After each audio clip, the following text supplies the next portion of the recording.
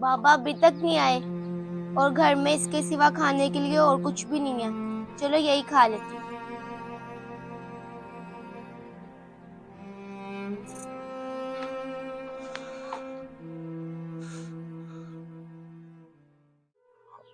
आज भी मालिक ने पैसे नहीं दिए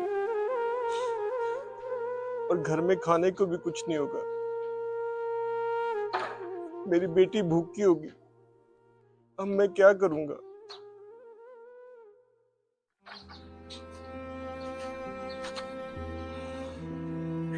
बाबा क्या हुआ? आप बड़े परेशान लग रहे हैं। बेटी, वो काम से ना पैसे नहीं मिले, इसलिए परेशान हूँ। बेटी, तुम ये क्या खा रही हो? बहुत परेशान हूं मैं अपनी गरीबी और बेबसी पर। बाबा ऐसे नहीं कहते।